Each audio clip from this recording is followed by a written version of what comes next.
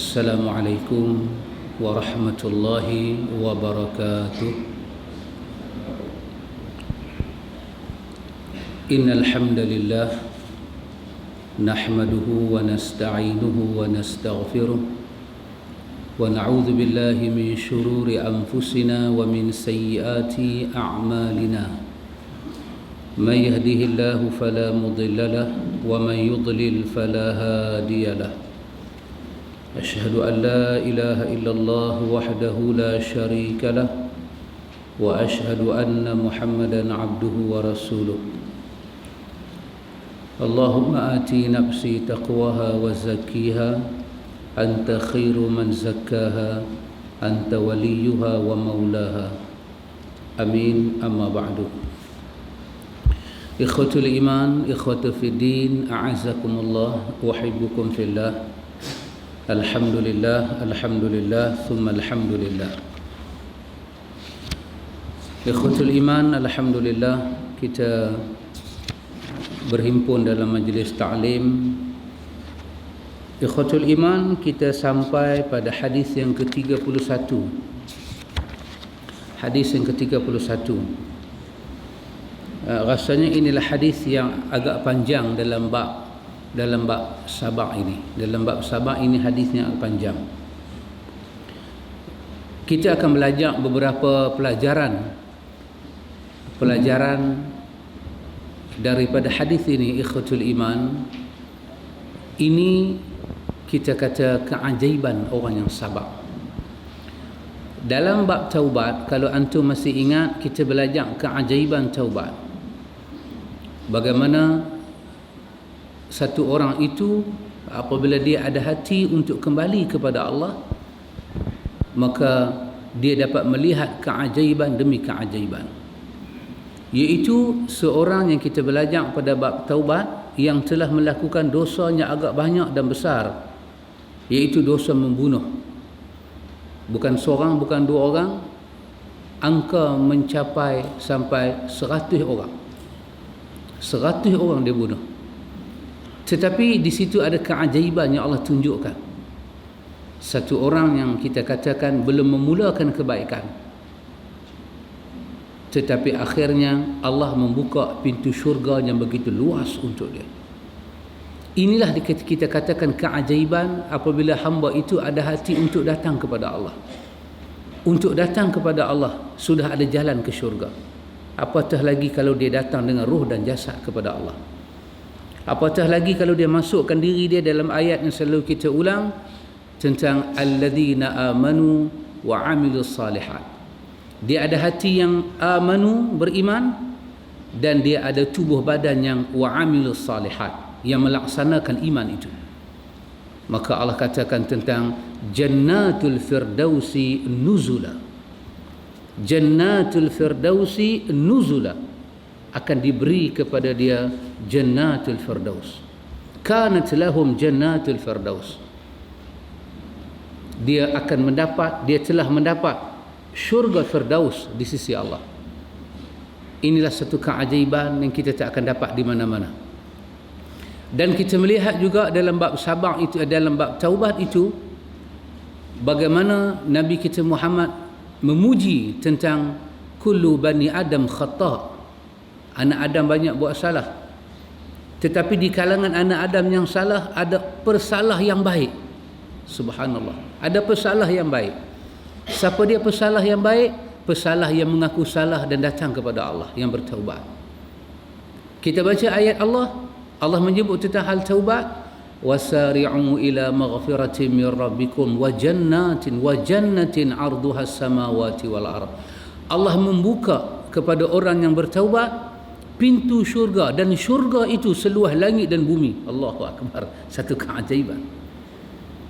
Satu keajaiban. Orang yang beristighfar di atas kesalahan, minta Allah tutup kesalahan-kesalahan dia, dan dia telah berjanji dengan diri dia di hadapan Allah, dia tidak akan mengulang dengan sengaja kesalahan-kesalahan dia. Allah Ta'ala menjambut orang ini dengan syurga yang luahnya luah langit dan bumi. U'iddat lil muttaqin, u'iddat lil muttaqin, kepada orang-orang yang bertakwa. Ikhwan, malam ini kita akan melihat keajaiban Sabak. Allahu Akbar, Allahu Akbar. Keajaiban Sabak. Bagaimana Sabak yang Nabi akan cerita kepada kita pernah berlaku pada satu umat dulu. Dan umat dulu telah sabar di atas iman mereka kepada Allah. Mereka beriman, mereka sabar, mereka istiqamah, mereka berdoa, mereka berharap, mereka memohon kepada Allah. Maka terciptalah satu keajaiban. Keajaiban yang tidak dapat dihalang oleh dunia. Allahu Akbar. Keajaiban yang tidak akan dapat diulangi oleh orang-orang yang tidak sabar. Seorang kafir yang sabar tidak akan memiliki keajaiban seorang mukmin yang sabar. Allahu Akbar. Sangat istimewa. Marilah kita melihat apakah keistimewaan itu. Ikhwan, kerana hadis ni panjang, saya baca yang Melayu lah. Saya baca yang Melayu. Saya tak baca yang mamak, saya baca yang Melayu. Kalau kita baca yang Arab itu, kemudian kita terjemah balik, kita akan ambil masa yang panjang. Jadi antum nak kuliah panjang ke pendek? Pendek kan? Jadi kita baca terjemahan yang Melayu itu.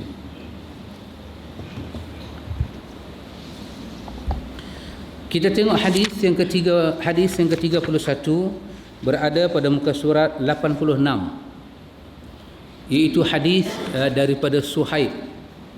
Dari Suhaib radhiyallahu anhu bahwasanya Rasulullah sallallahu alaihi wasallam bersabda, ada seorang raja pada umat sebelum kamu.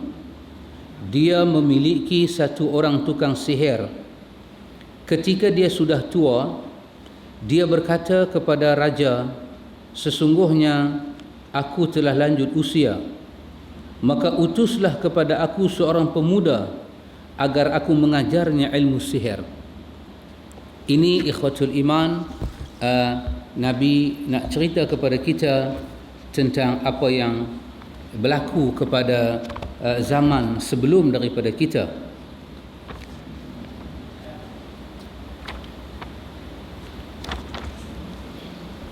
Nabi nak bercerita kepada kita apa yang berlaku pada zaman sebelum daripada kita, iaitu tentang orang dahulu, tentang orang dahulu.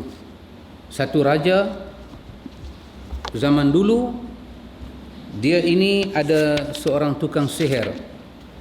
Nabi kata, kana malikun fi man kana qablahu wa kana lahu sahirun. Dia ada tukang sihir. Falamma kabira, apabila tukang sihir itu dimakan usia tua, qala lil malik, dia kata kepada raja dia, inni qad kabirtu, aku dah tua, aku dah tak larat. Fab'ath ilayya ghulaman, carilah satu orang muda, carilah satu orang muda ke aku. U'allimuhu as-sihra, supaya aku boleh turunkan kepada dia ilmu sihir yang ada pada aku. Ini kita belajar satu perkara ikhwatul iman, bahawa raja-raja dahulu kekuatan mereka adalah tukang sihir. Sihir dengan pemerintahan tidak dapat dipisahkan zaman dulu. Zamanlah saya kurang pasti.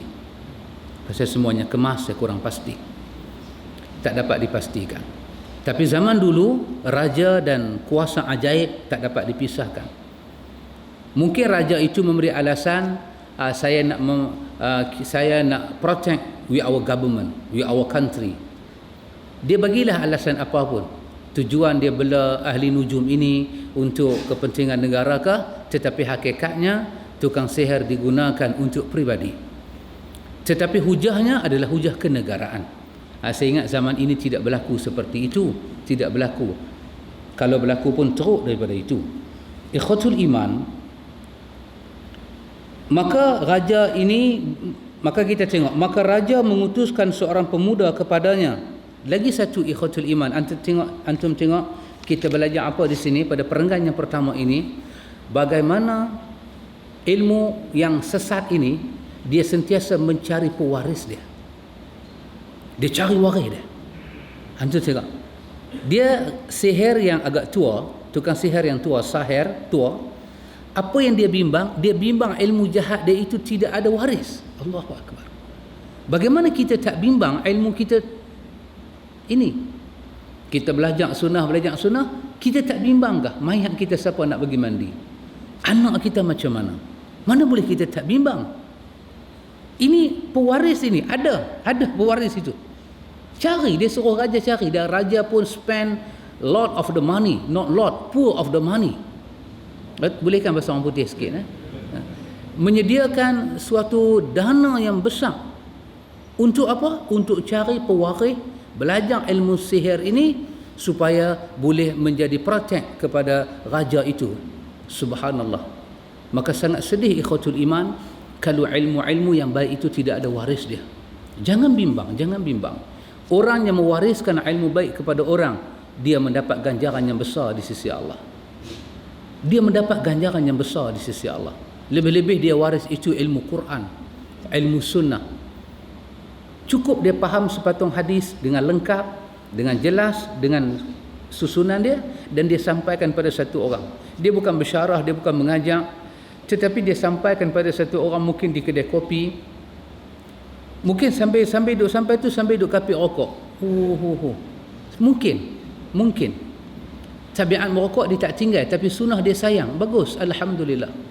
Daripada isap rokok tak sayang sunnah, mana lagi baik. Isap sebatang dia sampai, kawan yang dengar itu masuk ke hati dia, dan itu pernah diakui oleh Nabi. Nabi pernah mengakui benda itu. Nabi kata, berapa banyak orang yang tidak mendengar kadang-kadang lebih faham daripada orang yang mendengar. Apabila orang dengar, sampaikan pada dia. Pasal itu balighu anni walau ayah itu adalah muhim, durusul muhim, pelajaran yang agak penting. Dengar mesti kita sampai, sebab yang dengar dari kita berkemungkinan dia lebih faham daripada kita yang berada pada majlis itu. Ini hidayah Allah. Ini hidayah daripada Allah. Siapa pun tak boleh sekat hidayah Allah. May yahdihillah fala mudhillalah wa may yudlilhu fala hadiyalah. Allah nak hantar hidayah, siapa boleh sekat? Tembok penjara tak boleh sekat hidayah kepada banduan. Dinding-dinding istana tidak boleh menyekat hidayah kepada anak-anak raja. Kadang-kadang raja zaman dahulu kala, zaman purba, raja itu kerjanya berpoya-poya dengan perempuan-perempuan dandut. Bukan dandut, apa dulu dipanggil perempuan apa? Gundik. Dandut tu saya tarik balik. Dandut lah baru ada, saya tarik balik. Dulu, maka raja tidak peduli apa nasib anaknya. Yang pentingnya darah raja, darah bangsawan, hartawan dipertahankan. Tetapi di celah-celah dinding istana itu Allah telah menembak tembus hidayah sampai ke hati anak raja. Berapa banyak peristiwa dalam dunia, bapaknya raja, anaknya begitu zuhud kepada Allah. Subhanallah dan subhanallah dan subhanallah. Ini adalah hidayah Allah. Hidayah Allah, ikhwan. Kita sampaikan, balighu anni walau ayat. Sampaikan walaupun satu ayat. Kerja kita menyampaikan, kehendak Allah menyampaikan hidayah. Subhanallah. Karena itu ilmu baik lebih berhak mendapat pembelaan, lebih berhak mendapat waris dia. Kemudian maka raja mengutuskan seorang pemuda kepadanya untuk diajari sihir. Dan dalam perjalanan pemuda itu menjumpai seorang rahib. Nota kaki di bawah ni, dia kata rahib iaitu seorang Nasrani yang ahli ibadah dalam biara, dir, ataupun menyendiri di dalam mahbasah ataupun qilayah. Dan inilah yang dimaksudkan. Dia kata rahib itu bermakna seorang yang mendekatkan diri kepada Allah, tetapi dengan syariat sebelum Nabi Muhammad, dengan syariat Injil. Dia beramal dengan amalan Injil, tauhid yang ada dalam Injil, maka dia benar. Maka maknanya kisah ini berlaku sebelum Nabi Muhammad diutuskan. Nabi menceritakan sebelum dia jadi Nabi, dahulu ada peristiwa ini. Lepas daripada diangkat Nabi Allah Isa alaihi salam, maka benda ini pernah terjadi. Maka rahib, budak muda ni dicari oleh raja untuk belajar ilmu sihir. Maka dalam hadis ini menceritakan bagaimana budak muda itu berjalan ulang-alik daripada rumah ke istana, rumah ke istana. Tengah-tengah jalan, budak muda itu menemui seorang rahib, seorang ahli ibadah mengikut ajaran Injil. Maka dia duduk kepada rahib dan mendengar ucapannya. Ternyata dia berkesan. Orang kata duduk berjalan-jalan tu, tengok-tengok ada kuliah. Ada kuliah, dia pun duduklah. Ajaran dan pelajaran rahib itu benar-benar menusuk jiwa dia. Sebab rahib itu mengajar ajaran tauhid. Mengajar ajaran tauhid yang ditinggalkan oleh Nabi Allah Isa alaihi salam. Nabi Isa kata, ya Bani Israel, wahai Bani Israel, katakanlah ini Rasulun minallah, ini Rasulullah, aku ini Rasul di sisi Allah. Isa menyatakan, kita baca berulang kali dalam surah Saf itu, Isa berulang kali menyatakan dia Rasulullah, dia Rasulullah, dia Rasulullah, bukannya anak Tuhan, bukannya satu daripada Tuhan. Isa membawa ajaran tauhid. Dalam hadis Bukhari, Nabi kata seluruh para nabi mereka adalah saudara di dalam beragama, kerana agama mereka satu. Sebagaimana milah orang kafir itu satu, milah kufur, agama mereka kufur, mereka bersatu pada kekufuran. Maka ajaran tauhid itu masuk dalam hati budak muda ini. Cuma dalam hadis ini tidak disebut siapa nama budak muda itu. Dia dikatakan ghulam, budak muda. Maka apabila ia akan menemui tukang sihir, dia menemui rahib dan duduk kepadanya. Dalam perjalanan daripada rumah nak pergi belajar sihir ke istana, dia mesti ambil sikit masa duduk. Antum tengok bagaimana kesan singgah sebentar di kebun syurga. Bagaimana singgah sebentar di kebun syurga, dan bagaimana singgah sebentar di tempat-tempat yang bukan kebun syurga. Kesan itu ada pada hati manusia, mesti ada dalam hati manusia. Kita tengok filem apa pun mesti ada kesan dekat hati kita. Tengoklah pi mana pun mesti ada kesan. Maka Imam Al-Ghazali menulis bab dalam Ihya, betapa orang yang menuntut ilmu kena memisahkan diri daripada majlis-majlis lara dan maksiat, kerana itu ada bekas kepada hati dia. Tengok budak muda ini, dia nak pergi belajar sihir, dia singgah, mungkin kanisah ke, mungkin apa ke, tempat dia duk mengajar ilmu, dan sangat memberi kesan pada hati dia. Dan apabila dia mendatangi tukang sihir, dia dipukul kerana mesti terlambat. Tukang sihir ni cengih, on time. Ustaz apa lambat, tukang sihir ni lagi dahsyat, on time.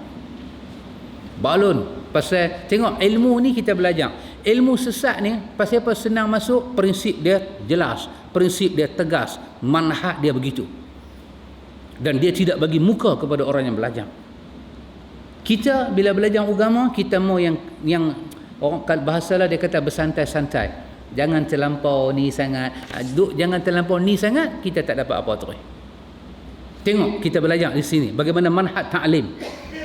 Yang mengajar ni sihir, tapi hang kena betul-betul, sebab sihir ni satu ilmu ta'lim main-main.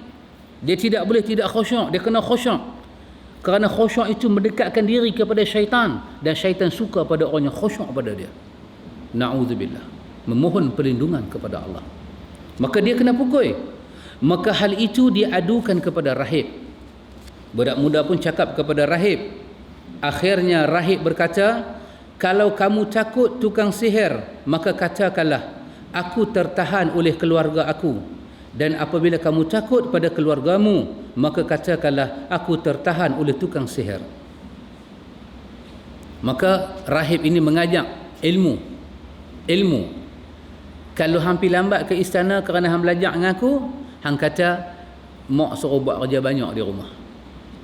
Kalau hang balik lambat pasal hang singgah kat aku juga, habaq kat mak hang istana suruh belajar banyak hari ni, pasal dekat-dekat nak PMR dah banyak nak kena ni.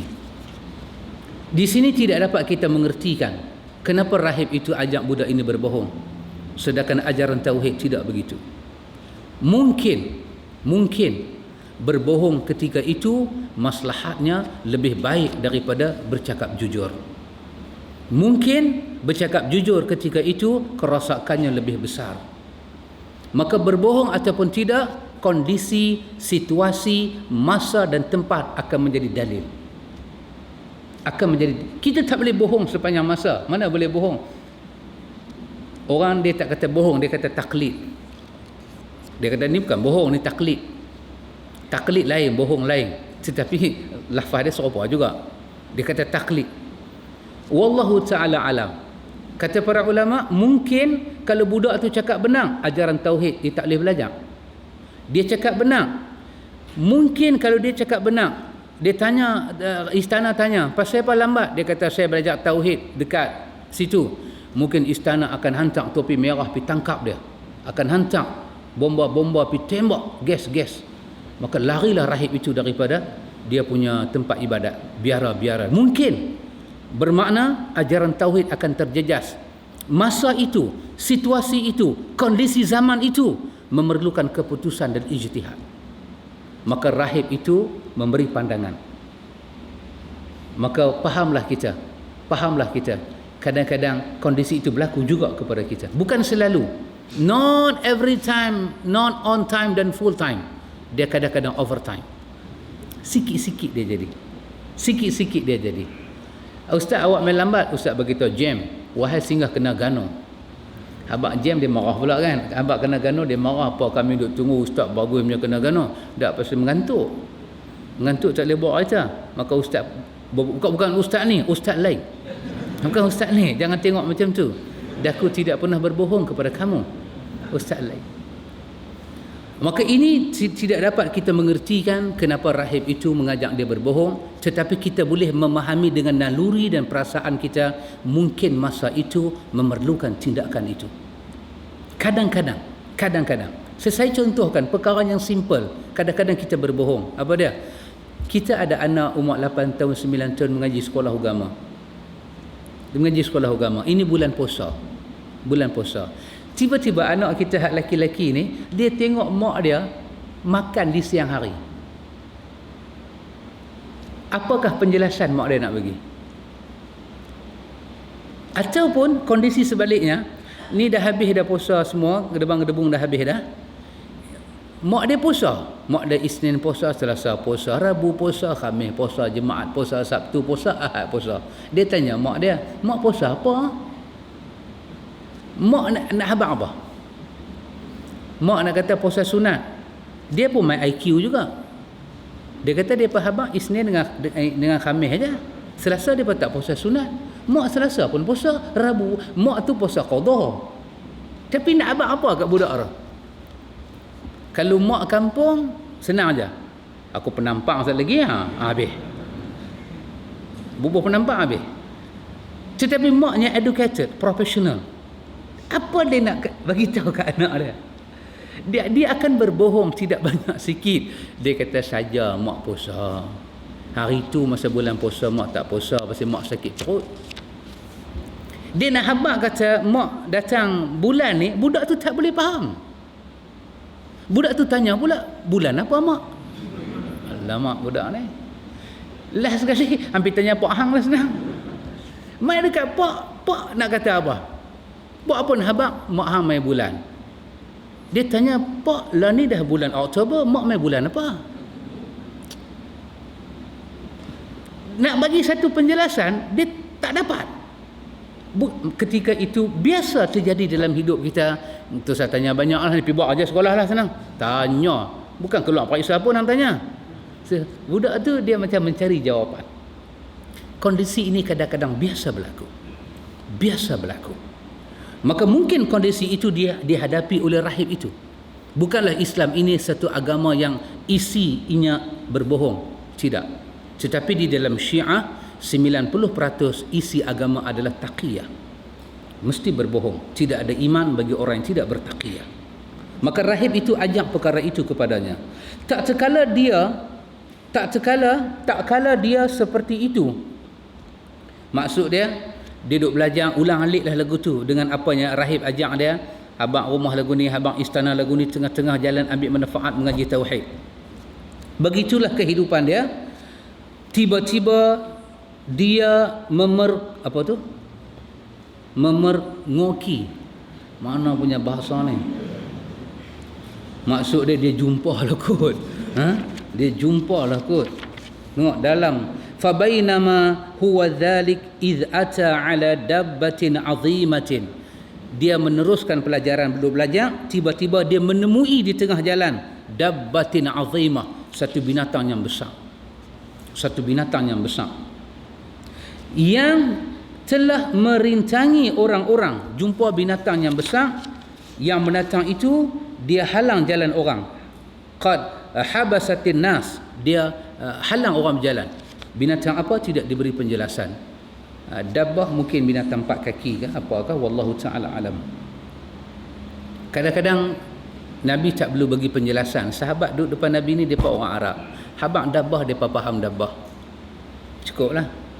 Nak bagi tahu binatang tu ada misai, gigi bertaring, mata sebelah cemeh, sebelah terang, bulu depan macam ni, bulu belakang panjang, binatang tu kuku panjang. Ini semua tak penting. Bukan nak cerita pasal zoo negara, nak cerita tragedi. Maka sahabat pun tak ada tanya apa. Maka Nabi pun kata budak ni jumpa binatang. Maka dia berkata, budak itu berkata bila dia jumpa binatang itu, hari ini aku akan mengetahui tukang sihir yang lebih afdal ataukah rahib lebih afdal. Subhanallah. Antum tengok, dia nak uji, dia belajar tauhid itukah benar ataupun dia belajar sihir itukah benar, ilmu yang sebenar. Tengok antum, ada pelajaran di sini. Apa dia? Ujian membawa manusia kepada petunjuk Allah. Ujian.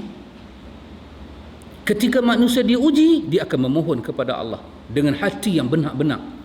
Pasal itu agama mensyariatkan kepada kita istikharah. Istikharah itu ada. Memohon dengan jiwanya ikhlas, tulus, murni kepada Allah, gantung hati kepada Allah, memohon bantuan Allah. Antum tengok budak muda ni, dia belajar, tetapi datang ujian membuat keputusan. Subhanallah dan subhanallah ikhwan.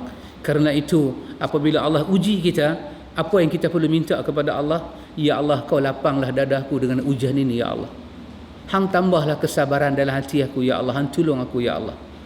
Kalau ikut badan ni aku tak boleh sabar ya Allah. Tetapi hanglah satu-satunya Khalik, pencipta yang mampu memberi sabar kepada hamba-hamba yang hang kehendaki ya Allah. Apa jadi? Maka dia mengambil sebuah batu. Sebenarnya sebuah ke sebiji? Sebiji nah, kalau sebuah buku. Pasal saya SPM hari itu, BA saya, BM saya adalah grade A. Maka dia mengambil sebiji batu, kemudian dia berdoa, ya Allah, jikalau perkara sang rahib yang lebih engkau cintai daripada perkara tukang sihir, maka bunuhlah haiwan ini hingga orang-orang bisa berlalu. Jika ia, maka kemudian ia melempar batu itu, ia berhasil membunuhnya. Budak muda ni bila dia jumpa macam tu, dia berdoa. Dia berdoa, Allahumma in kana amru rahib ahabba ilaika min amri sahir faqtul hadhihi dabbah hatta yamdi nas. Ya Allah, kalaulah apa yang rahib ajak itu lebih kau cintai daripada apa yang sahir ini ajak, kalau benar itu ada pada rahib, kau matikanlah. Maka mukhalafah doa dia apa? Kalaulah kebenaran itu ada kepada tukang sihir, batu ini kena dabah ni, jangan bagi dabah tu mati. Bila dabah tu tak mati, kebenaran ada kepada tukang sihir. Tapi kalau mati, ada kebenaran dia kepada rahibnya ajak tauhid. Itu doa dia. Subhanallah dan subhanallah. Maka dia mengambil sebiji batu, dia berdoa, maka bunuhlah haiwan ini sehingga orang biasa lalu.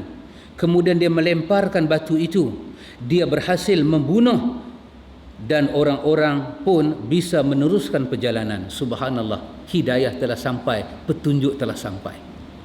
Hidayah dah sampai, petunjuk dah sampai. Kebenaran yang dia cari pada masa itu, zaman itu, dengan kemampuan jiwa dia, dia berdoa kepada Allah, Allah tunjuk kebenaran dia. Ikhwan, ada pelajaran kita ambil di sini. Allah tidak pernah berdusta dengan urusan hamba-Nya. Demi Allah, Allah tidak pernah berdusta. Yang selalu dusta adalah hati hamba itu. Hati hamba itu. Hadis yang panjang dalam Sahih Bukhari, kita akan jumpa dalam Riyadhus Salihin daripada Khabbab bin Arad. Hadis itu berkenaan dengan Islam jatuh dan bangkit. Di akhir hadis itu Nabi menyatakan, walakinnakum tasta'jilun. Kamu ini ada hati yang gopoh. Kamu ini gopoh. Kamu ini nak segera, Nabi kata. Kamu ini golongan yang nak segera, ajil. Kamu nak semua cepat-cepat Tuhan buat. Kamu tak mau sabar, kamu tak mau tekun, kamu tak mau istiqamah. Walakinnakum tasta'jilun. Kamu nak semua cepat. Allah tidak berbohong. Dia minta. Hari kita minta sebenarnya sudah terkabul. Cuma tunggu masa Tuhan nak bagi. Allah menyatakan, ud'uni astajib lakum. Bila kita meminta, apa jadi kita dengan Tuhan? Fa inni qarib. Kita sangat dekat dengan Tuhan. Sangat dekat ketika kita minta dengan Tuhan. Kita sujud, kita dekat dengan Allah. Tidak ada ruang kita jauh dengan Allah. Malaikat hari kita menjauh diri dengan Allah. Jauhlah kita ikhwan. Kita jauh dengan Allah, kita jauhlah. Kita yang bawa ke satu penjuru, jauhlah. Tetapi Allah dekat dengan hamba-hamba dia. Kita ini ciptaan Allah. Kita ini ciptaan Allah. Karena itu Allah Ta'ala menunjuk kepada budak-budak ini dengan doa dia. Apa jadi? Kemudian dia mendatangi rahib dan menceritakan kejadian itu kepadanya. Maka rahib berkata, hai putraku, wahai anakku, engkau sekarang lebih utama daripada aku. Allah, guru yang tawadhu', guru yang tawadhu'. Wahai anakku, apa kata rahib tu? Dia datang kepada rahib, dia cerita kepada rahib. Rahib tu kata, ai bunayya antal yaum afdal minni. Antal yaum afdal minni. Kamu hari ini lebih utama daripada aku. Di mana keutamaan dia? Doa dia makbul. Allahu akbar. Inilah orang yang afdal, orang yang makbul doa. Orang yang afdal itu bukan ustaz. Orang yang afdal itu bukan siapa-siapa. Adalah orang yang makbul doa dia. Siapa-siapa orang doa dia diterima oleh Allah, inilah orang yang afdal. Kenapa? Telah terbukti hubungan dia dengan Allah. Telah terbukti. Telah terjalin hubungan dia dengan Allah. Telah termeterai hubungan dia dengan Allah. Telah terbukti dia ada hubungan dengan Allah. Inilah orang yang afdal. Rahib yang tawadhu' ini berkata kepada budak ini, ai bunayya antal yaum afdal minni, qad balagha min amrika ma ara wa innaka satubla. Subhanallah dan subhanallah. Apa kata rahib ini? Rahib ini kata, wahai putraku, engkau sekarang lebih utama daripada aku. Karena itu ikhwan, orang sakit utama daripada orang tak sakit. Sebab apa? Di tengah-tengah musibah turun itu ada doa yang makbul. Ada doa yang makbul. Orang tidak sakit lebih utama daripada orang yang sakit. Di tengah-tengah orang tidak sakit ada doa yang makbul. Subhanallah. Demikianlah manusia ini berhajat keutamaan itu di sisi Allah. Doa yang makbul. Bila doa kita makbul ikhwan, habislah. Semua yang susah menjadi senang. Urusan yang ketat menjadi longgang, yang sempit menjadi luas. Subhanallah dan subhanallah. Apa kata dia? Sesungguhnya engkau bakal diuji. Wa innaka satubla. Kau akan diuji wahai anakku. Peristiwa engkau melakukan ini wahai anakku, Dabbatul azimah itu telah mati. Binatang besar itu telah mati anakku. Allah telah mengangkat doa kamu di tengah khalayak umum.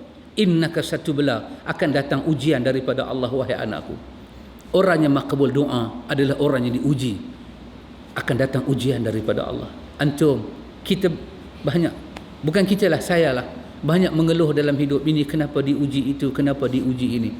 Tetapi kita terlupa setiap kali datang ujian, di situ ada banyak permintaan kita yang diangkat oleh Allah. Kamu akan diuji wahai anakku. Kamu akan diuji wahai anakku. Subhanallah. Apabila diuji, doa makin diangkat. Badan menjadi letih. Iman menjadi kuat. Hati ini merasakan halawatul iman dengan Allah. Wa innaka satubla. Kamu diuji dan diuji dan diuji wahai anakku. Jika engkau benar-benar diuji, maka janganlah engkau menunjukkan kepada aku. Rahib tu kata, akan datang ujian padamu. Akan datang ujian padamu.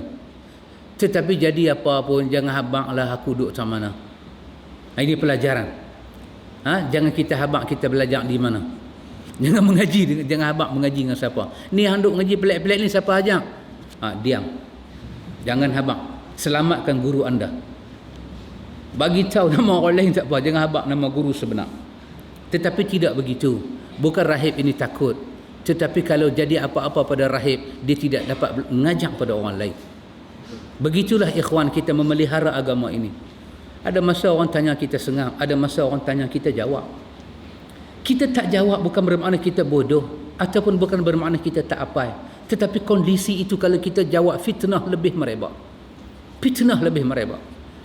Kita jawab bukan bermakna kita hero ataupun kita pandai. Tidak. Kita jawab kerana nak menyekat fitnah itu. Tak jawab pun kerana itu, jawab pun kerana itu. Sehingga kan faedah diri kita ni kita tidak bawa di dalam apa-apa perjalanan. Dan itu sangat susah ikhwatul iman. Itu adalah ujian para ulama. Itu adalah ujian kepada para ulama. Apabila para ulama berucap, dia akan ada pengikut. Ketika itu pengikut akan terlupa para ulama adalah manusia. Pengikut akan sanjung para ulama. Ketika itu ada ujian batin kepada para ulama itu. Ada ujian batin. Allahu Akbar dan Allahu Akbar. Ikhwatul iman, seluruh kita sayang dengan Imam Abu Hanifah. Saya semayang di Masjid Jami' Abu Hanifah. Semayang. Di situ ada makam Abu Hanifah. Saya pergi tengok makam Abu Hanifah. Ada penjaga dia. Ada penjaga dia. Saya sayang dengan Abu Hanifah Nu'man. Dia pun sayang. Tetapi apa dia kata? Penjaga itu di Pekan Baghdad itu, apa dia kata? Dia kata, kalau Abu Hanifah ini hidup zaman Nabi, Nabi akan bertanya pada Abu Hanifah, apa pandangan kamu? Subhanallah dan subhanallah. Tidak ada halangan orang sayang para ulama, tetapi kadang-kadang sayang itu membutakan kita hakikat para ulama. Hakikat para ulama. Kita sayang dengan Imam Syafi'i. Kita sayang. Tetapi ada orang pergi ke Mesir, pergi ke kubur Imam Syafi'i, dan dia berucap. Dia kata dahulu di tanah kubur ini semua kena seksa. Bila ditanam Imam Syafi'i, semua tak diseksa. Masya Allah. Insan mampu bercakap demikian. Kenapa? Kerana sayang itu membutakan dia. Siapa Imam Syafi'i? Kita baca dalam Sahih Bukhari, Nabi lalu tepi kubur. Nabi tunjuk kubur ini kena azab, kubur ini kena azab. Nabi duduk tepi kubur, masih diazab. Tiba-tiba Imam Syafi'i duduk tepi kubur, angkat azab. Come on baby. Kita tahu niat dia sayang pada Imam Syafi'i, tetapi hawa nafsu telah membutakan. Ikhwan, demi Allah, berimanlah kita kepada Allah, berimanlah kita dengan Rasulullah. Kadang-kadang satu orang kita sayang dan kita apa? Ada masanya kita tak ikut dia. Bukan tak ikut bermakna kita tak suka dengan dia. Dah, itu adalah prinsip syakhsiyah Muslim. Demi Allah ikhwan. Maka apa yang kita belajar di sini ikhwatul iman, guru ini berpesan kepada murid dia. Kerana perjalanan agama ini masih jauh. Tempatnya mereka duduk ini masih sikit ajaran tauhid. Kalau murid ditangkap, guru ditangkap, secara fikir akalnya tersekatlah dakwah itu. Maka dia kata, janganlah ajak aku, janganlah sebut nama aku. Adakah dia takut? Saya ingat tak ada orang tak takut. Dengan istana ni tak ada orang tak takut. Kita duk mengajak, tiba-tiba emolen lalu. Ulama rasa macam polis mai. Emolen. Kenapa takut itu ada? Kita akan takut. Kenapa? Quran menyatakan walanabluwannakum bisyai'in minal khauf. Takut itu adalah satu juzuk daripada ujian dalam hati. Kalau dia takut pun tidak ada masalah. Takut itu bukan bermakna bacul. Takut itu bukan makna penakut. Tetapi manusia akan takut pada satu masa nanti. Satu masa dia akan takut. Ada satu perempuan yang berani. Tengah malam bunyi berdebam-berdebum. Laki tarik selimut, dia keluar. Ambil picit toslet, dia tos keliling rumah. Hak laki itu pederai hekon, masuk dalam selimut, lena. Suami kata menjaga keselamatan itu lebih penting. Isteri round satu kampung, tak ada takut. Tengok-tengok dia atas musang, tahu-tahu musang. Musang jegir, dia jegir. Musang ngeri kat dia. Dia hambat musang, musang lari. Oh, hebat. Wanita ini begitu hebat. Tidak ada takut dalam hidup dia. Tidak ada takut. Tidak ada takut. Jiran panggil, kak tolong kak, bewak kabut masuk rumah. Dia keluar, dia pergi hambat bewak kabut. Bewak kabut tengok dia, lari tak tentu jalan. Berani wanita ini. Tetapi satu hari suami dia balik-balik, suami dia kata kat dia, nak abang nak menikah lagi satu. Kecut muka dia. Kecut muka dia. Hantu dia berani, bewak kabut dia berani, pencuri dia berani. Dia dengar kahwin dua. Begitu takut dia ambil telekong, dia sujud kepada Allah. Ya Allah, hang tolonglah ya Allah, kembalikan suami aku. Ni lelaki hang duduk depan mata bukan hilang. Pada dia suami dia telah hilang. Manusia akan diuji dengan takut walaupun dia si pemberani. Demi Allah ikhwatul iman, para imam melalui perkara itu. Takut adalah sifat manusia. Tetapi takut itu tidak menyebabkan manusia dianggap bacol. Kerana dia takut di dalam kawasan yang dibenarkan oleh agama. Ikhwatul iman, kata guru ini kepada anak murid dia, jangan sebut nama aku, jangan sebut nama aku. Dan adalah pemuda tadi bisa menyembuhkan buta, bawaan sopak, dan mengubati orang-orang dari semua penyakit dengan izin Allah. Maka berlakulah apa yang guru tu sebut, innaka satubla, kamu akan diuji. Anda tengok innaka satubla, kamu diuji. Bukan orang main pukul dia pelan masyhur, itu satu ujian. Daripada dia duduk mengaji duduk kampung, siapa tak kenal dia. Dengan terlibat kes tadi tu, dia baling batu kepada Dabbatul Azimah itu, nama dia mula naik. Apa jadi nama dia mula naik? Dia duduk di rumah, semua orang yang cari ubat. Orang mencari ubat, dia mula famous. Dalam famous itu ada ujian di sisi Allah. Ada ujian. Orang kenal kita, ada satu ujian di sisi Allah. Apa jadi? Maka dia pun menyembuhkan banyak penyakit dengan izin Allah. Mari kita tengok bagaimana dia sembuhkan orang. Mana dia? Maka seorang buta yang dekat dengan raja mendengar hal itu. Ada yang dekat dengan raja, menteri lah ni, menteri buta. Ada menteri buta.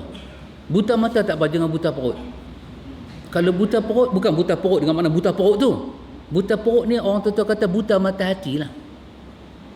Kalau kita marah pun kita kata buta perut juga kan. Yang tu menghina. Tapi hak kita maksud dengan buta perut itu kasar lah bahasa buta perut.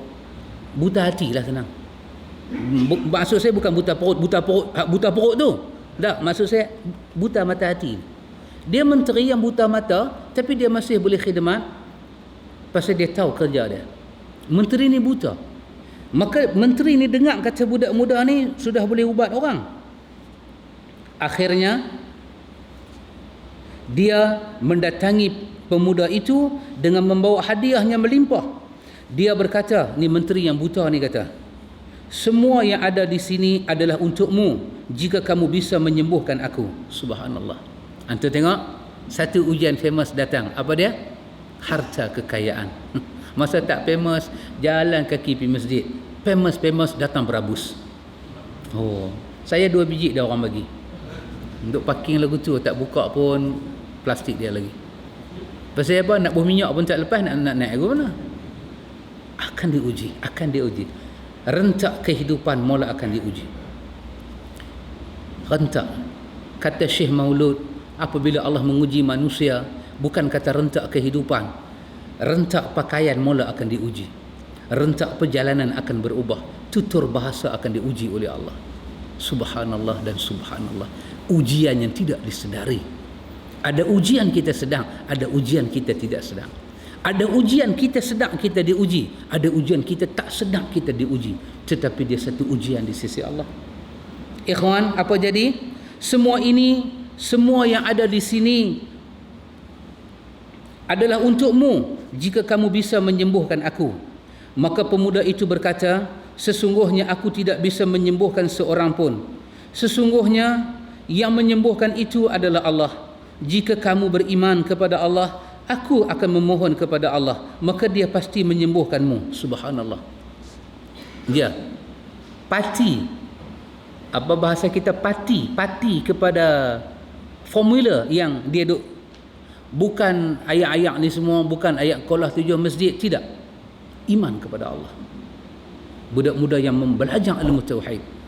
Apa yang dia buat bila orang meminta bantuan dia, dia hanya berdoa. Berdoa itu Allah suruh kita berdoa, Nabi ajak kita berdoa, dia hanya berdoa. Tak ada apa-apa. Tak ada nak ambil 5 perut pi ramai ke, mandi ayat 7 bunga, buat mai ayat 7 Qalah masjid, ayat 7 perigi, ayat 7 mata ikan duyung. Buat mai. Dah, tidak begitu. Tidak begitu dan tidak begitu. Jangan difaham begitu. Budak muda ini mengajak orang mukmin kepada Allah dan dia melafazkan doa dan dia diuji dengan doa yang makbul. Allah dan Allah dan Allah. Subhanallah. Lalu orang itu beriman kepada Allah, menteri itu beriman, ini menteri yang bagus, wazir yang bagus, dia beriman pada Allah. Dan Allah Ta'ala membuatnya sembuh. Allah Ta'ala itu syafi. Dia menyembuh. Pasal itu kita minta kepada Allah, Anta syafi ya Allah. Hang penyembuh, sembuhkan aku ya Allah. La shifaan illa shifauka. Mana ada tempat aku nak mengadu ya Allah minta sembuh melainkan hang seorang ya Allah. Sembuhkan aku, sembuhkan aku. Sembuh yang tidak ada dah kesakitan ya Allah. Bagilah dekat aku. Antal majid ya Allah. Engkau ini majid ya Allah. Antal mujib ya Allah. Hang ini mujibus sailin. Suka memberi, suka mendengar dan suka menyelesaikan masalah orang yang meminta ya Allah. Tolong aku ya Allah dan tolong aku dan tolong aku. Subhanallah ikhwatul iman. Kemudian dia mendatangi raja dan duduk kepadanya sebagaimana selama ini duduk menemani raja. Dia pun pergi balik ke istana. Maka raja bertanya, siapa yang telah mengembalikan penglihatanmu ini? Raja terkejut. Macam mana boleh celak? Dia menjawab, Tuhanku dan Tuhan kamu adalah Allah.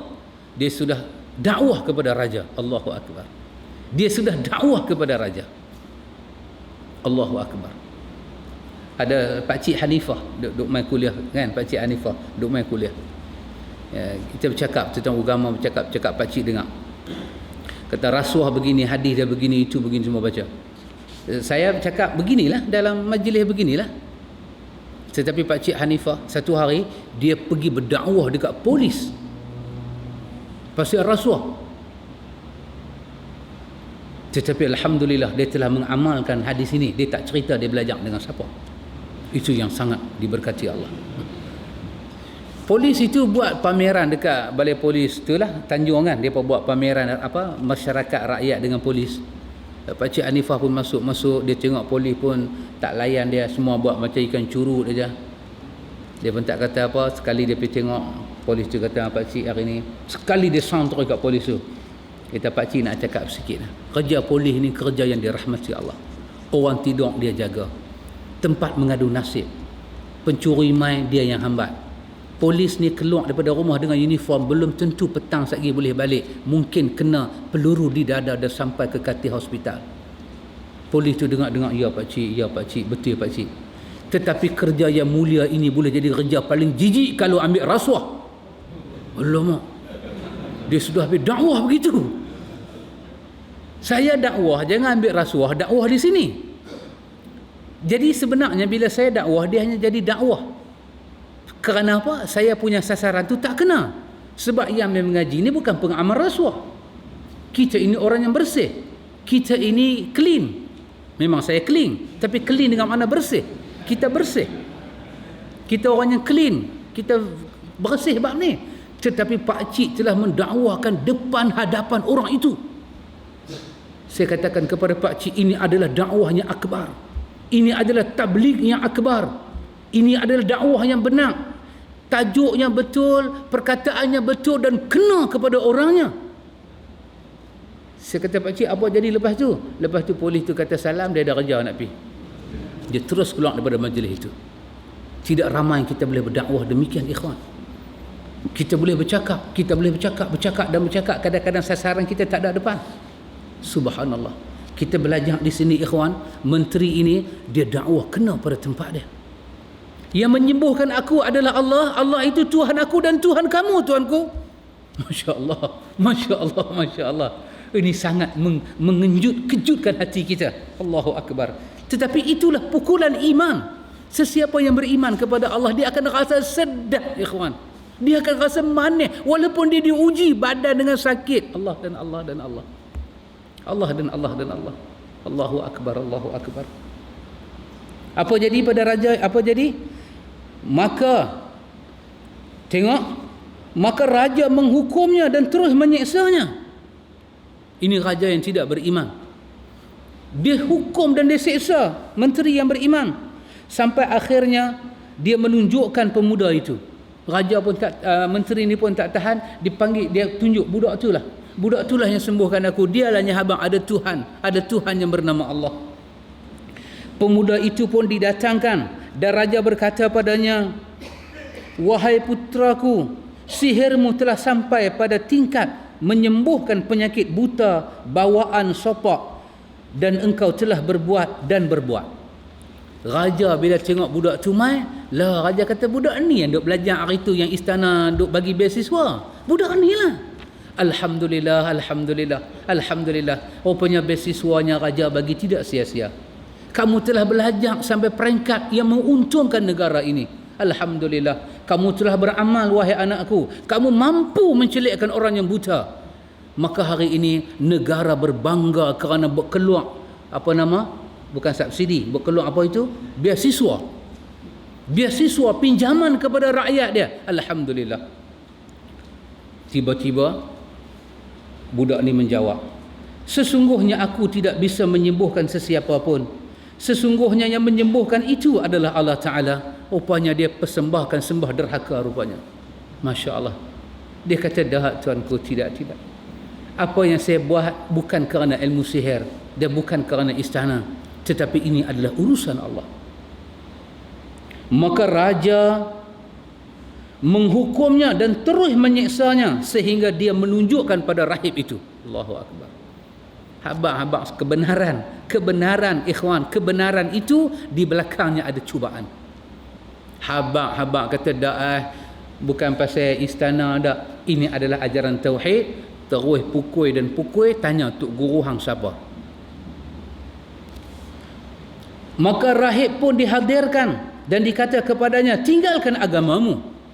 Budak ni tak boleh tahan. Menteri itu tunjuk budak ni tunjuk tok guru dia, tak boleh tahan. Maka dia pun kena. Tok guru ni pun kena siksa. Dikatakan kepada dia, tinggalkan agama hang, tinggal tauhid. Guru itu dia menolak. Maka raja memerintahkan menghadirkan gergaji. Lalu gergaji itu diletakkan di tengah-tengah kepalanya. Maka dia membelahnya hingga robohlah kedua belahannya itu. Allahu Akbar. Syahidlah orang ini di hadapan Allah. Syahidlah rahib ini di hadapan Allah. Subhanallah. Kata Syekhul Islam Ibn Taymiyah, kau sampaikanlah Islam ini sampai bercerai nyawa daripada jasad engkau. Li'anna hadha jihad fi sabilillah. Karena jalan itu jalan jihad di sisi Allah. Kau mati kerana Allah ini, kau adalah jihad di sisi Allah. Subhanallah. Tapi tak semua orang boleh buat, ikhwan. Tok guru ini telah menunjukkan contoh. Digergaji depan budak muda itu. Apa tujuan dia? Melahirkan takut pada budak muda itu. Hang tengok apa tok guru hang kena. Dan dia kena ni bukan kerana apa-apa, ikhwan. Kerana dia mengajak tauhid. Demikianlah Allah menyebut, uzina lilladzina yuqatilu bi annahum zulimu. Diizinkan kamu berperang kerana kamu dizalimi. Kenapa kamu dizalimi? Kerana kamu menyatakan Rabbunallah, Tuhan kami adalah Allah.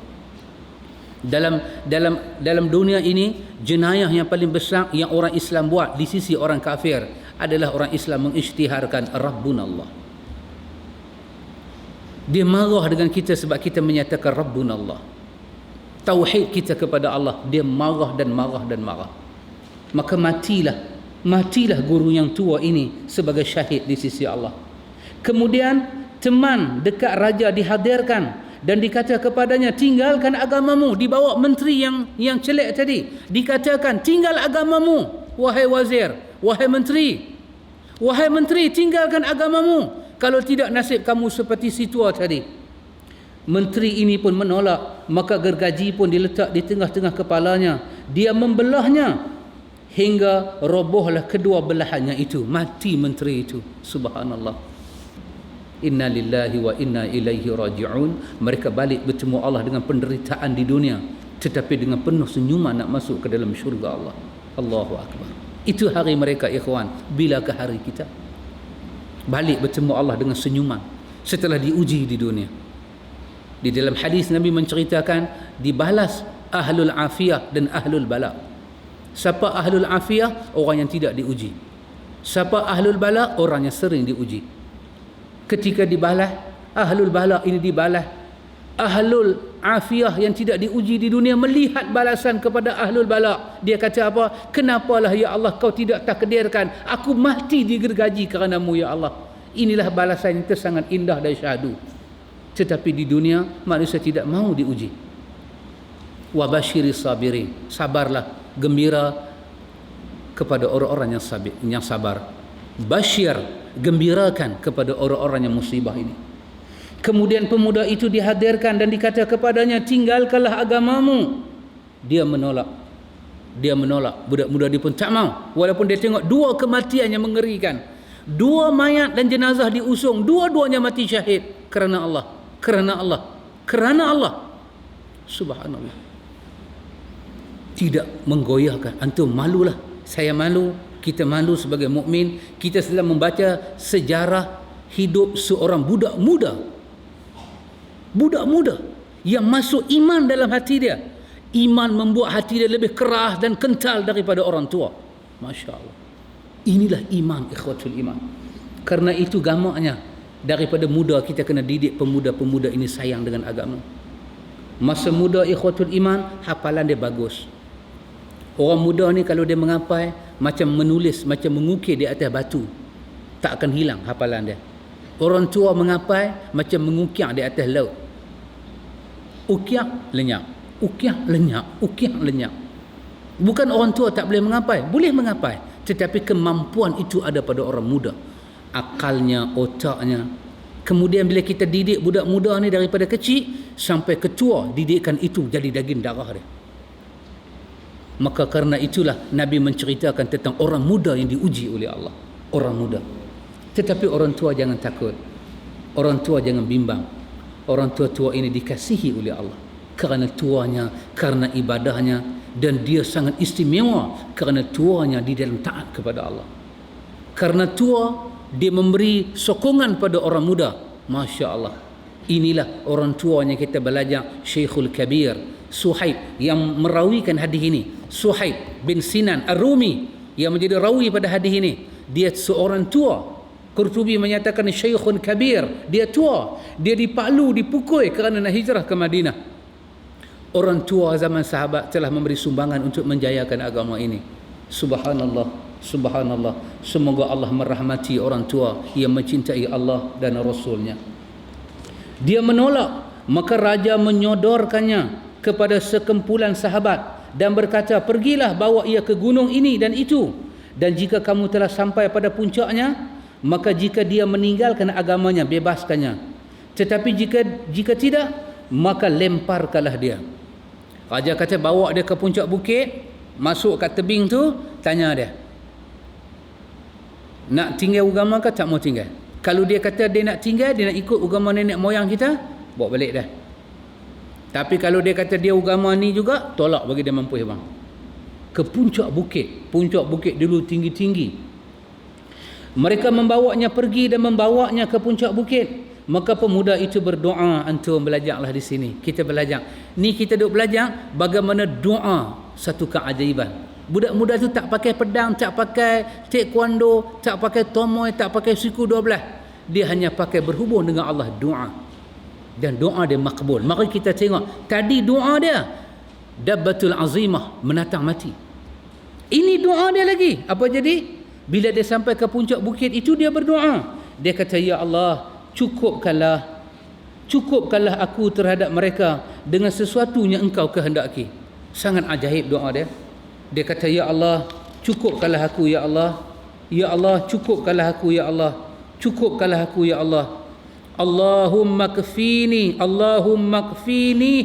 bima syi'ta. Ya Allah, cukupkanlah. Maksud dia apa? Ya Allah, aku serah diriku pada hang.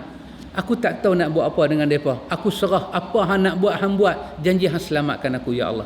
Dia serah cara selamat tu pada Tuhan. Dan dia bergantung pada Allah. Apa jadi ikhwatul iman? Apa jadi ikhwatul iman? Maka gunung pun bergentar, menggoncang mereka, dan mereka berjatuhan. Masya Allah. Masya Allah. Satu perkara yang tidak boleh disaintifikkan. Satu perkara yang tidak boleh dimakmalkan.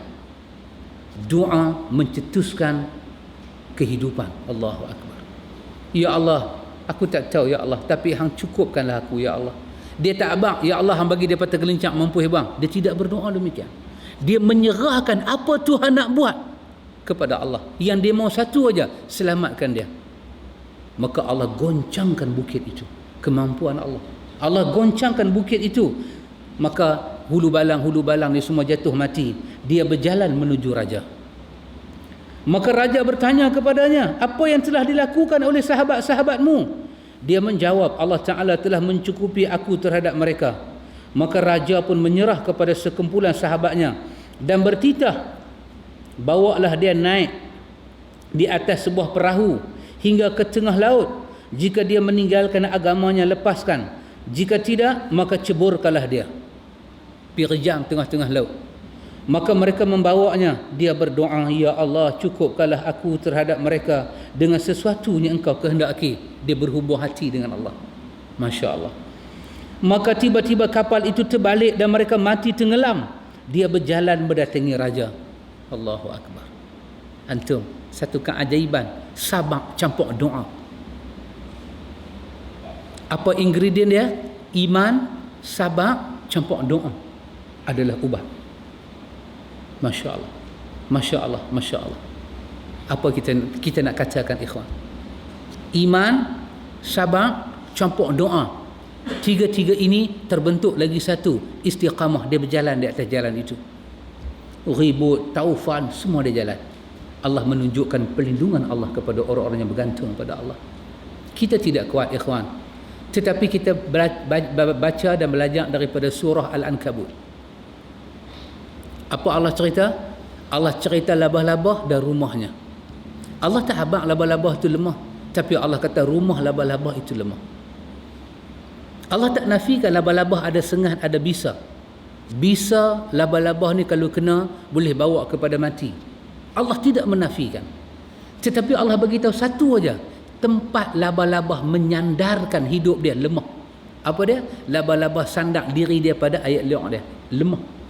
Wa inna ahwanal buyut labaitul ankabut. Allah tak beritahu labah-labah tu lemah, tapi Allah kata selemah-lemah rumah adalah rumah labah-labah. Ikhwan, ada pelajaran di situ. Apa dia? Kita kuat. Kita kuat dengan kesihatan, kita kuat dengan duit, kita kuat dengan kuasa. Tetapi lemahnya apa dia? Sandaran kita, ikhwan. Siapakah sandarannya lemah? Orang yang tidak sandak kepada Allah. Dia lemah. Dia lemah dalam kekuatan. Ketika ekonomi jatuh, orang ini akan rebah. Ketika kuasanya hilang, orang ini akan rebah. Ketika sihatnya tak ada, orang ini akan rebah. Kenapa? Sandarannya. Tidak dinafikan orang itu orang kuat. Tidak dinafikan. Tetapi sandarannya. Tetapi ada orang lemah, ikhwan. Ada orang lemah. Pi cek di KPJ, diabetes, kolesterol, high kolesterol, jantung melekat, limpa rosak, buah pinggang rosak. Tetapi sandarannya begitu kukuh, ikhwan. Di mana dia sandar? Dia tidak sandar pada doktor, dia tidak sandar pada ubat. Dia sandar di mana? Dia sandar kepada Allah. Sandaran dia kuat. Ketika doktor kata tak ada ubat, dia kuat memohon kepada Allah. Doktor rasa heran. Saya cerita Pak Cik Busu yang duk ikut pengajian, dia kena leukemia, barah darah, leukemia. Dia bekas profesor di Universiti Melaya, Pak Cik Busu. Leukemia. Doktor bagi 3 tahun. 3 tahun untuk dia hidup. Tahun 2000 Pak Cik Busu kena leukemia. Hari ini 2012. Dia masih berpijak di alam nyata. Masih berpijak di alam nyata. Di mana dia sandak? Pak Cik cerita dengan saya, di mana dia sandak? Dia sandak kepada sekeping perkataan yang bernama doa kepada Allah. Subhanallah. Antum, Allah tidak pernah berbohong kepada hambanya. Tidak pernah berbohong. Kita kuat, sandaran kita lemah. Ada orang lemah, sandaran dia kuat. Apa dia? Tawakal dia kepada Allah. Iman, campur sabar, campur doa. Kita ikat, kita istiqamah di atas itu. Antum tengok Allah defend orang-orang dalam berbahaya ini macam mana. Saya katakan antum, kalau pergi buang tengah laut, siapa yang buang? Raja, pemerintah yang buang, boleh selamat ke? Tak boleh selamat. Tetapi siapa menyelamatkan? Yang Maha Penyelamat. Allahu Akbar. Maka apa terjadi? Perahu terbalik, dia balik bertemu raja. Lalu raja berkata, sesungguhnya kamu ini tidak bisa membunuh. Kata budak muda ni, sesungguhnya anda, tapi kita lapik sikitlah, kita panggil tuanku. Bahasa raja kita nak panggil tuanku lah. Sesungguhnya tuanku tidak bisa membunuh Patik hingga tuanku mau mengerjakan apa yang Patik perintahkan pada tuanku. Dia kata, nampaknya tuanku beria-ia nak bunuh Patik.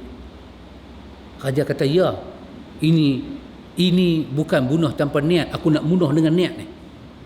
Hang ni betul-betul buat gila kat aku. Apa dia kata, tuanku, saya ajak macam mana nak bunuh saya. Ini ada pelajaran, ikhwan, ada pelajaran, akan kita sebut nanti. Raja bertanya, apa dia? Dia menjelaskan, tuanku kumpulkan orang-orang dalam satu tanah lapang, dan tuanku salib hamba di atas pokok kurma. Salib saya. Salib ni maksudnya ikat lah. Bukan salib dengan cross tu, maksud ikat saya kat pokok kurma. Ataupun mungkin juga salib dengan makna salib, pasal zaman dulu bunuh orang nak pakai apa? Nak pakai apa? Ini apa? Panah. Panah. Buka tangan saya dan begitu. Salib saya dekat pokok kurma. Kemudian ambil satu anak panah dari tempat anak panah tu. Kantong anak panah tu. Ambil anak panah dari situ. Panah saya. Panah anak panah tu ke saya.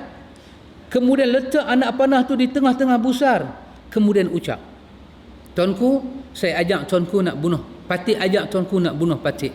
Tuan tengok, mukmin ajak orang bunuh dia, mana nak cari? Ia adanya bunuh diri. Tapi mukmin tak akan bunuh diri walaupun kematian di atas kedua biji mata dia. Tidak dan tidak dan tidak. Ikat saya pada pokok kurma, buka dada saya elok-elok, ambil satu anak panah tu letak dekat anak panah elok-elok, tuanku tarik elok-elok. Maka tuanku ucaplah, masa nak lepas anak panah, tuanku ucap dengan menyebut nama Allah, Tuhan pemuda ini. Kemudian panahlah saya. Sebab apa tuanku? Tuanku bawa saya ke bukit, saya tak mati. Bawa saya ke tengah laut, saya tidak mati. Kenapa? Saya memanggil Tuhan dan Tuhan tidak mengizinkan saya mati.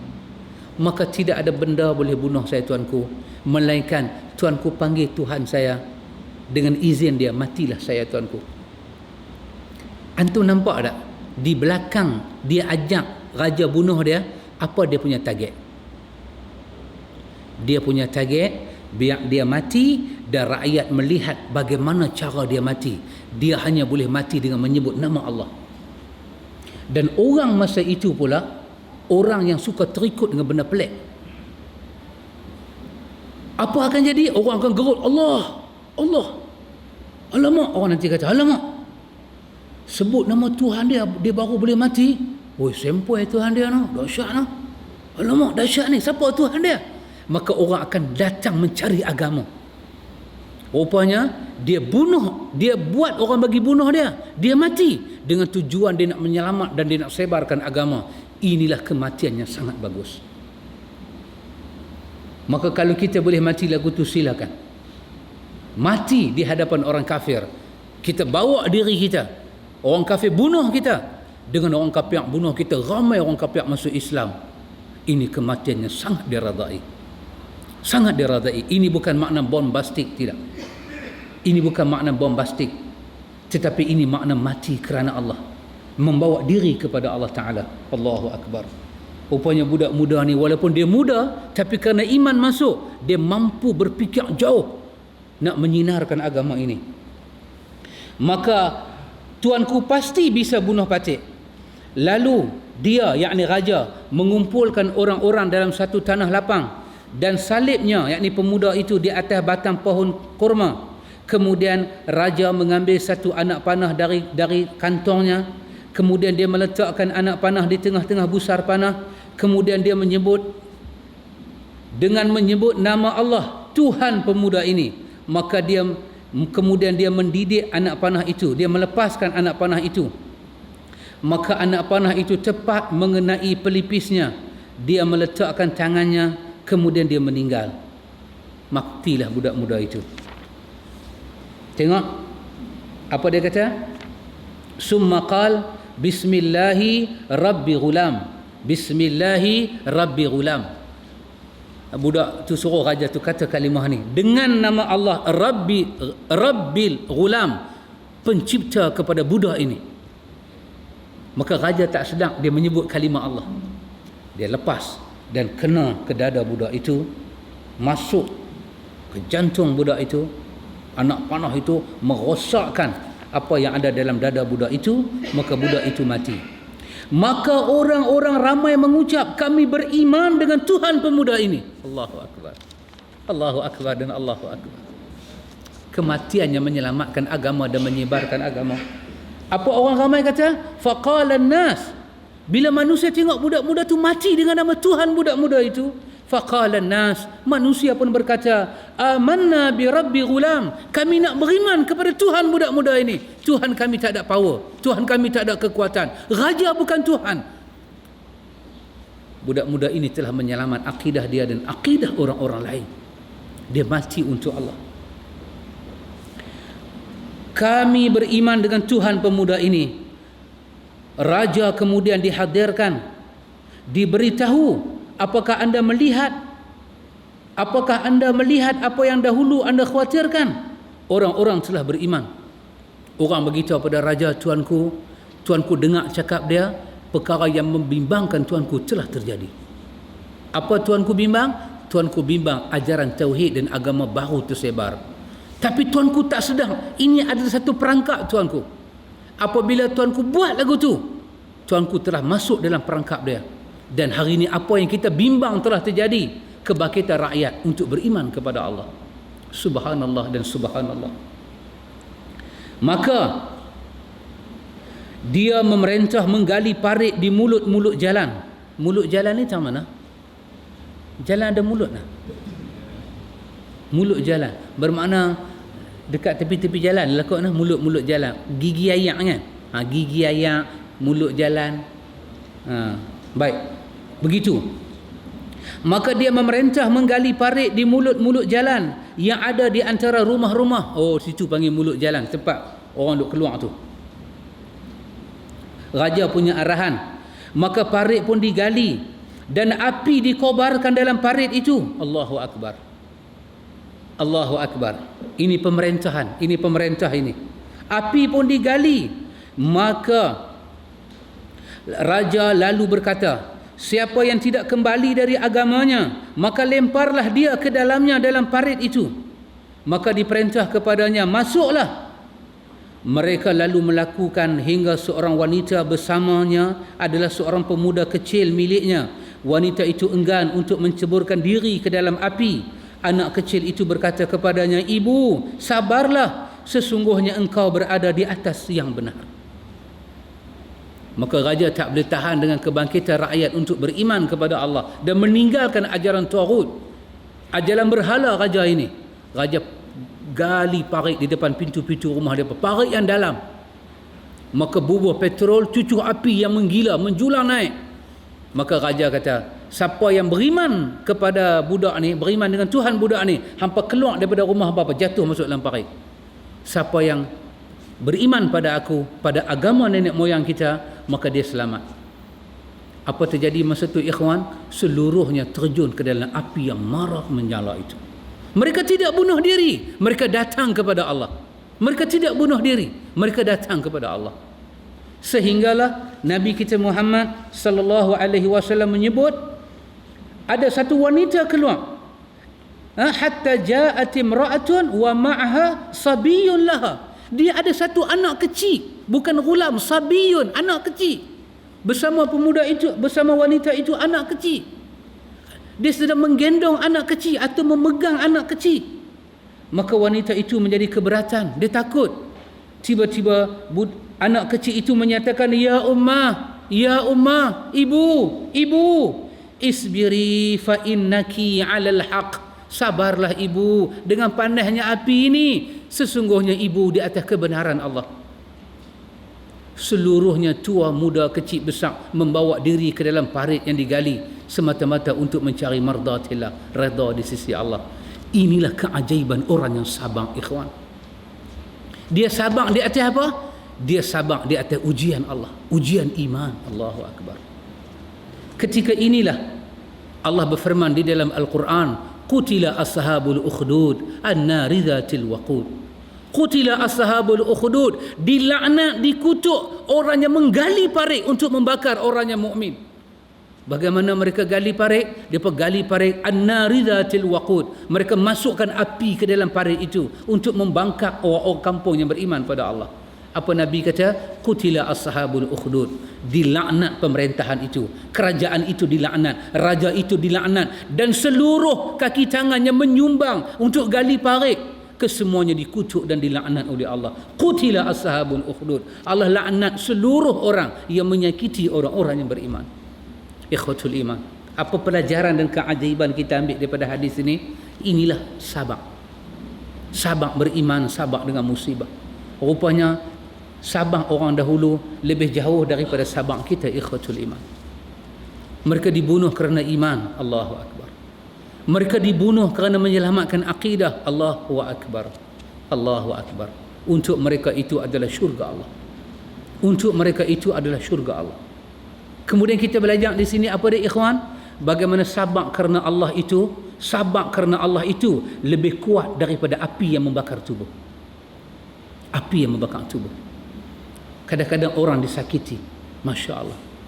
Ada orang disakiti kerana dia beriman kepada Allah, kerana dia di atas jalan kebenaran. Dia diuji, macam-macam ujian, macam-macam ujian. Sabar. Antum tengok bagaimana dia sabar. Dia dipalu, dia diuji, dia dipukul, dia disekat, dia dibuat macam-macam, tetapi dia bangun dengan iman, menyebabkan musuh menjadi. Kita pernah dengar satu nama, Syekh Ahmad Yasin. Syekh Ahmad Yasin, rahmatullah alaih, Allahumma afir lahu warhamhu wa'afihi wa'afu anhu. Dia mati di atas kursi roda. Dia lumpuh daripada usia remaja. Dia yang melumpuhkan diri dia. Dia gantung diri dia dekat taman mainan. Allahu akbar. Kerana dia tidak boleh buat apa-apa dengan penderitaan rakyat dia, rakyat Palestin itu. Satu protes dia. Dia duduk atas kerusi. Tetapi bagaimana dia mati? Dia bukan mati dengan pistol, dia mati dengan helikopter. Dia keluar subuh semayang di atas kerusi roda. Seorangnya lumpuh, seorangnya lumpuh, seorangnya tua, hanya pakai serban putih di kepala dan jubah putih di badan. Seorangnya lumpuh. Lumpuh dia rupanya tidak melumpuhkan kepercayaan dia kepada Allah. 4 biji helikopter, helikopter Apache. Helikopter Apache ni dia punya kipas tak berbunyi, sengak. Dia boleh pusing tu, tapi dia sengak. Orang tak tahu dia ada di celah-celah bangunan. Begitu dahsyatnya helikopter itu. Tiba-tiba Syekh Ahmad Yasin keluar daripada sembahyang subuh. Peluru yang sangkut di helikopter itu daripada 4 kapal terbang attack kursi roda dia. Saya masih menyimpan gambar kematian dia. Kepala dia ni pecah, otak dia bersepai, mata dia keluar. Tangan ke kiri, tangan ke kanan, badan dia hancur, tali perut semua keluar. Seorang yang lumpuh dibunuh demikian oleh orang yang paling bacol dalam dunia, Yahudi dan Amerika. Na'udzubillah. Kenapa mereka takut dengan orang yang lumpuh? Apa orang lumpuh boleh buat pada orang tak lumpuh? Mereka takut dengan iman kepada orang-orang ini. Ikhwan, kita kena jadi orang yang mukmin kepada Allah. Mukmin campur sabar. Sabar campur doa. Itulah yang difirmankan oleh Allah, wasta'inu bis sabri was salah, wasta'inu bis sabri was salah. Dalam salat kita katakan iyyaka na'budu wa iyyaka nasta'in. Ya Allah, kepada Hang kami sembah dan kepada Hang kami minta tolong. Maka Allah ajak minta tolong kepada Allah. Allah kata wasta'inu, kau minta aku tolong, wasta'inu, datanglah minta tolong kepada aku, bis sabri, dengan kau sabar, bis salah, dengan engkau sembahyang.